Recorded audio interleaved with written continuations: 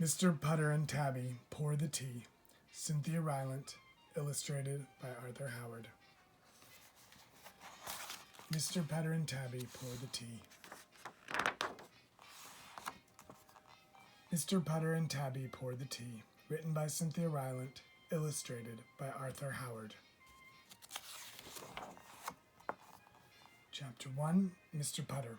Chapter 2, Tabby. Chapter 3, Mr. Putter and Tabby. 1. Mr. Putter. Before he got his fine cat Tabby, Mr. Putter lived all alone.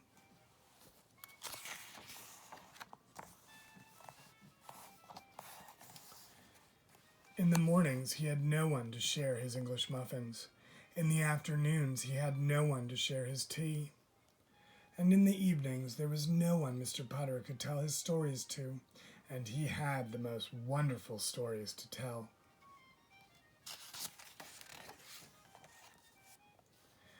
All day long, as Mr. Putter clipped his roses and fed his tulips and watered his trees, Mr. Putter wished for some company.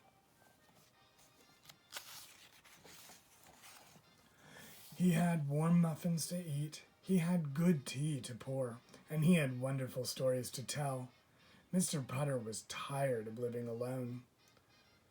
Mr. Putter wanted a cat. 2. Tabby. Mr. Putter went to the pet store. "Do you have cats?" he asked the pet store lady.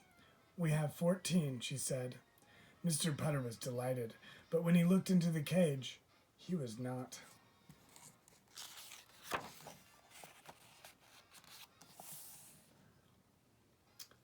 "These are kittens," he said. "I was hoping for a cat." "Oh, no one wants cats, sir," said the pet store lady. "They are not cute. They are not peppy."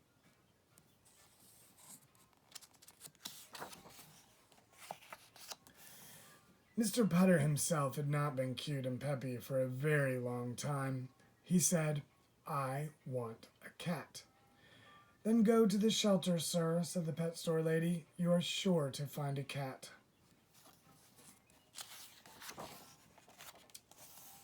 Mr. Putter went to the shelter. "Have you any cats?" he asked the shelter man. "We have a fat gray one, a thin black one, and an old yellow one," said the man. "Did you say old?" asked Mr. Putter. The shelter man brought Mr. Putter the old yellow cat. Its bones creaked, its fur was thinning, and it seemed a little deaf. Mr. Putter creaked. His hair was thinning, and he was a little deaf too.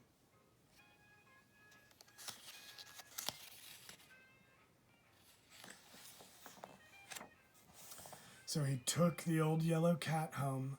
He named her Tabby, and that is how their life began.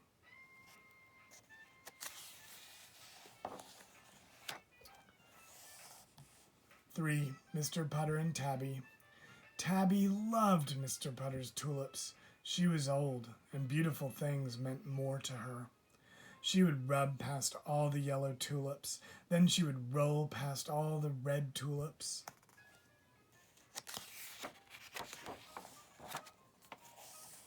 Then she would take her bath among all the pink tulips.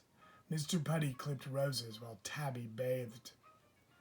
In the mornings, Mr. Putter and Tabby liked to share an English muffin. Mr. Putter ate his with jam. Tabby ate hers with cream cheese.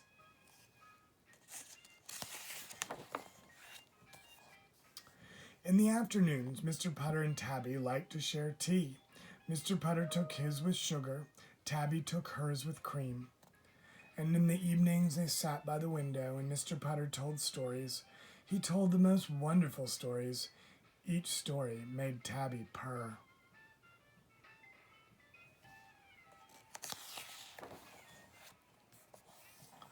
On summer days, they warmed their old bones together in the sun. On fall days, they took long walks through the trees, and on winter days, they turned the opera up very loud.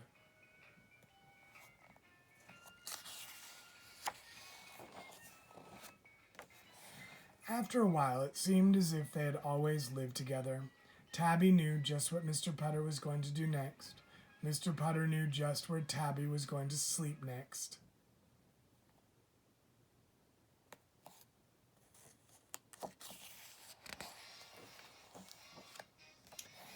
In the mornings, each looked for the other as soon as they opened their eyes. And at night, each looked for the other as their eyes were closing. Mr. Putter could not remember life without Tabby.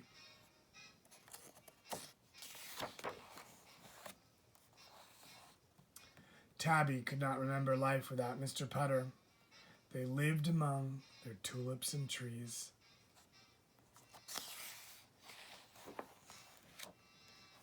They ate their muffins, they poured their tea, they turned up their opera, and enjoyed the most perfect company of all.